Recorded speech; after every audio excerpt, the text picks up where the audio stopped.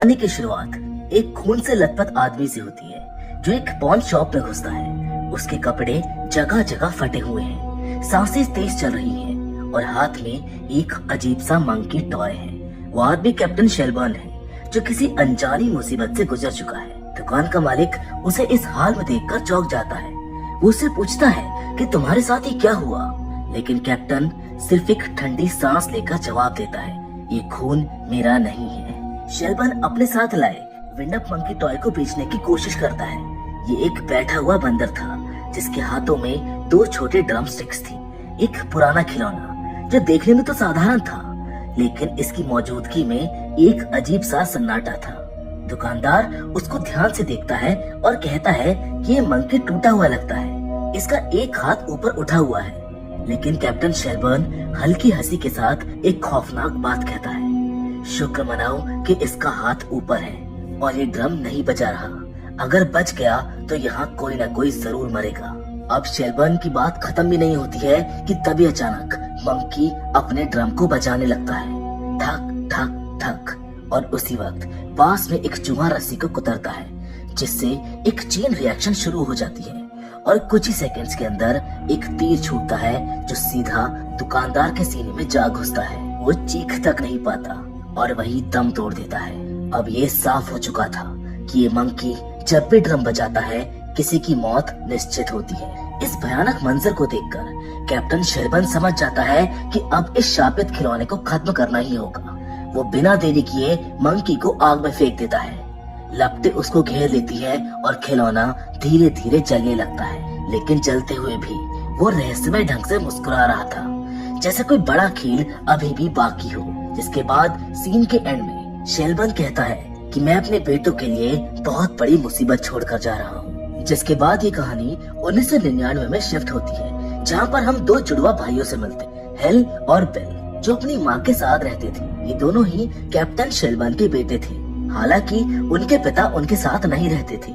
माँ हमेशा कहती थी कि एक दिन उनके फादर सिगरेट लेने के लिए गए थे और फिर कभी वापस नहीं लौटे, लेकिन हम जानते थे कि असली कहानी कुछ और ही थी। हालांकि दोनों जुड़वा थे, फिर भी हेल 3 मिनट बड़ा था और इसी वजह से वो हमेशा खुद को बिल से बड़ा और समझदार साबित करने की कोशिश करता था। उसको बुली भी करता था और अक्सर भाई होने के नाते वो उसके ऊपर हुक्म चलाने की कोशिश करता था। उनकी माँ भी अपने कामों में इतनी व्यस्त रहती थी कि ज्यादातर वक्त वो दोनों भाई खुद ही एक दूसरे के साथ बिताते थे। एक दिन दोनों भाई अपने पिता की पुरानी चीजों को देखने लगते हैं, जहाँ क्लोजेट में उन्हें अपने डैड की मिलिट्री यूनिफॉर्म मिलती है। लेकिन उनकी नजर एक बड़े से लकड़ी के बॉक्स पर भी पड़ती है। उत्सुकता से भरे हुए वो बॉक्स को खोलते हैं और अंदर उन्हें वही खौफनाक बंदर मिलता है। बॉक्स पर लिखा था, मंकी में चाबी भरो फिर देखो क्या होता है। बिल उत्साहित होकर हेल से कहता है कि इसको आजमा कर देखना चाहिए। हेल खिलौने में चाबी भरता है, लेकिन कुछ भी नहीं होता। मंकी नहीं चलता है। दोनों को लगता है कि शायद ये खिलौना टूट चुका है, इसीलिए वो इसको वापस बॉक्स में रख देते हैं। लेकिन हकीकत इससे बहुत अलग थी। कुछ देर बाद जब वो अपनी बेबीसिटर एनी के साथ एक रेस्टोरेंट जाने के लिए तैयार हो रहे होते हैं, तो हेल नोटिस करता है कि उनकी कार की पिछली सीट पर वही मंकी टॉय रखा हुआ था, लेकिन उसने तो इसे बॉक्स में रखा था। फिर यहाँ पर कैसे आया? कुछ तो गड़बड़ थी। हालांकि वो ज्यादा सोचता नहीं है। वो मंकी को कार में छोड़कर रेस्टोरेंट में चला जाता है। हेल को अपनी बेबीसिटर एनी पसंद थी और वो हर वक्त उसे इम्प्रेस करने की कोशिश करता था। उस दिन भी वो अपने भाई बिल और एनी के साथ एक लाइव किचन रेस्टोरेंट में गया था, जहाँ वो सामने खाना बनते हुए देख रहे थे। सब कुछ नॉर्मल लग रहा था, लेकिन तभी हेल को एक जानी पहचानी आवाज सुनाई देती है, मंकी टॉय की ड्रम बजाने की आवाज। लेकिन ये कैसे हो सकता था? वो तो उसको कार में छोड़ कर आया था। अभी वो कुछ समझ भी नहीं पाया था कि तभी सामने जो शेफ अपने हाथों से चाकू घुमाकर करतब दिखा रहा था, वो चाकू उसके हाथ से फिसलकर सीधा एनी के सीने में जा धंसता है। वो एक भी शब्द कहे बिना वहीं पर ढेर हो जाती है। सब कुछ इतनी तेजी से होता है कि किसी को कुछ भी समझने का मौका ही नहीं मिलता। लेकिन हेल अच्छी तरह जानता था कि ये महज एक हादसा नहीं था। इस दर्दनाक घटना के बाद उनकी माँ उनको संभालने की कोशिश करती है। वो कहती है कि जीवन ऐसा ही होता है, किसकी मौत कब होगी कोई नहीं जानता, लेकिन मरना तो सभी को है। लेकिन हेल इस जवाब से संतुष्ट नहीं था। घर लौटने के बाद वो सीधा मंकी टॉय के पास जाता है। वो उससे पूछता है कि क्या एनी की मौत में तुम्हारा कोई लेना देना है। लेकिन इससे पहले कि वो कोई जवाब ढूंढ पाता, बिल कमरे में आ जाता है। हमेशा की तरह वो हेल को तंग करने लगता है और जबरदस्ती उससे बेकार की बातें कहवाने की कोशिश करता है। अगले दिन स्कूल में हेल की परेशानी और बढ़ जाती है। कुछ लड़कियां उसको बुली करने लगती है क्योंकि बिल ने मंकी वाले किस्से को पूरे स्कूल में फैला दिया था। अब अपमानित और गुस्से से भरा हुआ हेल घर लौटता है। वो किसी से कोई बात नहीं करता है, वो सीधा अपने कमरे में चला जाता है। उसकी माँ नीचे किचन में खाना बना रही होती है, लेकिन हेल उनसे कुछ भी कहने के मूड में नहीं था। गुस्से से भरा हुआ वो मंकी टॉय को उठाता है जिसमें वो चाबी भरते हुए कहता है कि इस बार बिल को खत्म कर दो। उसने ये सब सोच समझकर नहीं किया था, ये बस गुस्से से निकली एक बात थी। लेकिन जैसे मंकी ड्रम बजाने लगता है, कहानी एक खतरनाक मोड़ ले लेती है। उसी वक्त बिल घर लौटता है। वो अपनी माँ से कुछ पूछने के लिए किचन में जाता है, लेकिन अचानक उसकी माँ की आंखें फैल जाती है, उसके कानों से खून बहने लगता है और वो जमीन पर गिर पड़ती है। बिल घबरा जाता है, लेकिन सब कुछ खत्म हो चुका था। मंकी ने बिल को नहीं बल्कि उसकी माँ को मार दिया था। डॉक्टरों के मुताबिक उनकी माँ की मौत ब्रेन हैमरेज से हुई थी, जो कि एक दुर्लभ स्थिति थी। लेकिन हेल जानता था कि कोई संयोग नहीं था, क्योंकि उसने ही उस मंकी टॉय में चाबी भरी थी और इसकी कीमत उसकी माँ ने चुकाई। इस चीज से हेल पूरी तरह से टूट जाता है। वो मंकी के टुकड़े करता है और उसको कूड़े में फेंक देता है। लेकिन जब वो सुबह उठता है तो देखता है कि मंकी वापस वहीं पर पड़ा हुआ है। ये साफ हो जाता है कि अगर मंकी किसी को अपना शिकार बना ले तो वो आसानी से पीछा नहीं छोड़ता है। इसी बीच बिल पूरी तरह टूट चुका था। वो अपनी माँ की मौत को सहन नहीं कर पा रहा था, यहाँ तक कि उसने उनके फ्यूनरल वाले कपड़े भी नहीं उतारे थे। शायद उसको डर था कि कहीं कुछ और बुरा ना हो जाए। अब दोनों भाई अनाथ हो चुके थे। इस हालात में उनके अंकल और आंट उनको अपने साथ मेल ले जाते हैं। वहाँ पहुँचने के बाद हेल बिल को पूरी सच्चाई बताने की कोशिश करता है। वो कबूल करता है कि उसने गुस्से में आकर मंकी को चाबी भरी थी और इस वजह से उनकी माँ की मौत हो गई। लेकिन बिल को इस पर यकीन नहीं होता है। वो हेल को चुनौती देता है कि अगर तुम्हारी बात सही है तो फिर से चाबी भरो और इसे टेस्ट करो।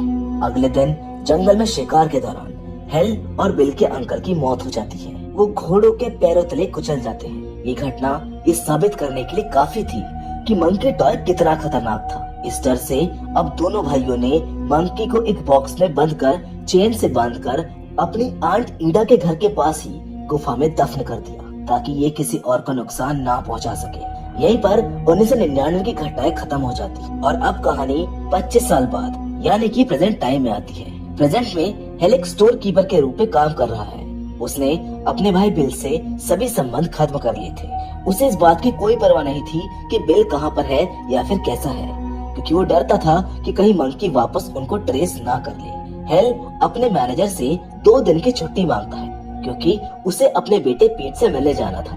यहाँ पर पता चलता है कि हेल की पत्नी अब अपने नए पति के साथ रह रही थी और वो हर हफ्ते एक बार अपने बेटे से मिलने जाता था। लेकिन इस बार उसको झटका लगता है जब उसको ये पता चलता है कि उसकी पूर्व पत्नी और उसका नया पति पीट की कस्टडी हमेशा के लिए लेने वाले हैं। इसका मतलब था कि ये हेल के लिए अपने बेटे के साथ आखिरी हफ्ता था। इस कठिन समय को यादगार बनाने के लिए हेल और पीट एक रोड ट्रिप पर जाते हैं। वो एक मोटेल में रुकते हैं। यहाँ पर पीट अपने डैड से उनकी फैमिली के बारे में पूछता है, जैसे कि क्या उनका कोई भाई है। इस पर हेल झूठ बोल देता है कि उसका कोई भाई नहीं है और वो अकेला है। दूसरी ओर मेन में आंट ईडा अपने घर पर अकेली रह रही थी। एक रात उन्हें घर में किसी के होने का एहसास होता है। डर के कारण वो अपनी गन लेकर घर में इधर उधर देखने लगती है, लेकिन सब कुछ ठीक होता है। तभी जैसे ही वो ऊपर जाने के लिए सीढ़ियां चढ़ती है, तभी उन्हें ड्रम बजने की आवाज सुनाई देती है, जिसके तुरंत बाद लकड़ी की सीढ़ियां टूट जाती है और आंट ईडा नीचे गिरकर बुरी तरह घायल हो जाती है। हालांकि वो बच जाती है और शीशे के सामने जाकर अपने घावों को देखने लगती है। तभी उन्हें किचन से गैस की गंध आती है। वो गैस चेक करने जाती है, लेकिन जैसे ही वो वहाँ पर पहुँचती है, एक चिंगारी उठती है और उनके सर में आग लग जाती है। जलती हुई हालत में वो घर से बाहर निकलकर सामने लगे एक बिलबोर्ड से जा टकराती है। वहीं दूसरी ओर मोटेल में हेल को एक भयानक सपना आता है, जिसमें वो अपनी माँ को डरावने रूप में देखता है। डर के मारे वो जाग जाता है और तभी उसे कई सालों बाद बिल का कॉल आता है। बिल उसको आगाह करता है कि मंकी टॉय वापस आ गया है, उनके परिवार के पीछे पड़ा हुआ है। इस पर दोनों भाइयों के बीच बहस हो जाती है कि आखिर कौन उस मंकी को खोजकर खत्म करेगा। तभी पास में लगे एयर कंडीशनर में शॉर्ट सर्किट होता है, जिससे वायर टूटकर मोटर के स्विमिंग पूल में गिर जाता है और पूरे पानी में बिजली दौड़ जाती है। अब जैसे ही एक लड़की पूल में डाइव लगाती है, उसे भयानक झटका लगता है और उसकी मौत हो जाती है। ये देखकर हेल को एहसास होता है कि ये मंकी कितना खतरनाक है और सिर्फ उसका नाम लेने भर से ही भयानक घटनाएं चालू हो गई हैं। डर के मारे हेल अपने बेटे को वापस घर लेकर जाना चाहता है ताकि वो किसी मुसीबत में ना फंसे, लेकिन पीट अपने डैड के साथ उनकी जन्मभूमि यानी कि आंट इडा के घर जाना चाहता था। पीट की बात मानते हुए हेल उसको मेल ले जाने के लिए तैयार हो जाता है। इस बीच टाउन में आंट एडा की मौत के बाद उनके कुछ सामान की नीलामी की जा रही थी, जहां रिकी नाम का एक लड़का उस मंकी टॉय को खरीद लेता है। यहाँ पर हमें रिकी का एक फ्लैशबैक भी देखने को मिलता है, जहाँ पर वो अपने पिता को याद करता है।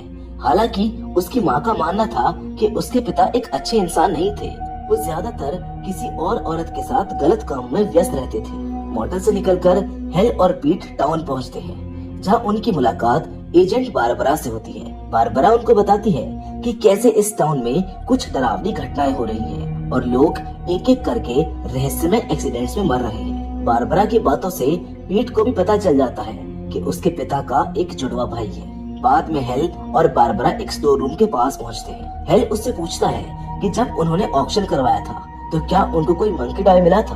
बारबरा को कुछ खास याद नहीं आता है, लेकिन जैसे वो स्टोर रूम का दरवाजा खोलती है, अंदर रखी एक शॉट गन अचानक से चल जाती है, जो सीधा जाकर बारबरा को लगती है और बारबरा की वहीं पर मौत हो जाती है। और तभी अंदर से वही खौफनाक मंकी टॉय की ड्रम बजने की आवाज गूंज उठती है। इसका मतलब था कि मंकी टॉय फिर से हेल और बिल के परिवार के पीछे पड़ चुका था। इसी बीच बिल को संदेह होता है कि उसका भाई हेल टाउन में ही है, लेकिन वो उसे मिलने नहीं आ रहा है। वो टेलीफोन डायरेक्टरी से उसको ट्रैक करने की कोशिश करता है। वो फोन करके उसको धमकाता है ताकि वो सामने आए, लेकिन तभी कहानी में बहुत बड़ा ट्विस्ट आता है, जहाँ पर हमको पता चलता है कि असल में बिल पहले से ही टाउन में मौजूद था और मंकी भी उसके पास था। आपको याद होगा कि इस मंकी को रिकी ने ऑक्शन में खरीदा था, लेकिन बाद में रिकी ने उस मंकी को बिल को बेच दिया था और तब से टाउन में रहस्यमय और भयानक घटनाएं घट रही थी। बिल ने अपने घर को ट्रैप से भर दिया था ताकि वो हेल से बदला ले सके। उसका मानना था कि बचपन में उसकी माँ और बेबीसिटर एनी की मौत हेल की वजह से हुई थी, क्योंकि वही मंकी में चाबी भरता था, जिससे ये एक्टिवेट होकर तबाही मचाया करता था। पास्ट में जब दोनों भाइयों ने मंकी को गुफा में फेंक दिया था, तो बाद में बिल उसको ढूंढने गया था। हालांकि उसे सिर्फ इसकी चाबी मिली थी। तब से ही वो इस खिलौने को पाने की कोशिश कर रहा था, क्योंकि उसको विश्वास था कि ये वापस आएगा। और जब रिकी ने इसे उसको बेचा, तभी से वो हाथ से बढ़ने लगी। अब रिकी आंट इडा के घर में हेल और पीट को देख लेता है। वो गन लेकर घुस जाता है। वो दोनों को बंदी बनाकर बिल के अड्डे पर ले जाता है। वो पीट को जबरदस्ती अंदर भेजता है ताकि वो मंकी को वापस ला सके। हेल उसको चेतावनी देता है कि वो गलती से भी मंकी की चाबी ना भरे। पीट अंदर जाकर ट्रैप से बचते हुए बिल तक पहुंच जाता है। बिल उसको मजबूर करता है कि वो मंकी को वाइंड अप करे। जैसे ही वो ऐसा करता है, बाहर बैठे रिकी की गन चल जाती है, लेकिन वो गोली उसको ना लगकर एक मधुमक्खी के छत्ते को गिरा देती है। अब उससे मधुमक्खियां उसके मुंह में घुस जाती है, जिससे उसकी भी मौत हो जाती है।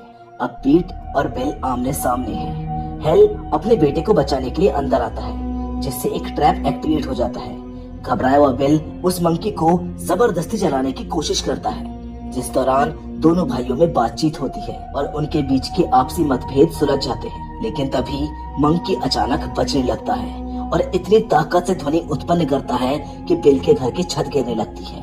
एक ट्रैप एक्टिवेट होकर बिल को मार देता है। साथ ही टाउन में विनाश शुरू हो जाता है। प्लेन्स क्रैश होने लगते हैं और पूरे इलाके में तबाही मच जाती है। अगली सुबह पीट और हेल कार में बैठकर टाउन से निकल जाते हैं, लेकिन बैक सीट पर वही मंकी बैठा दिखाई देता है।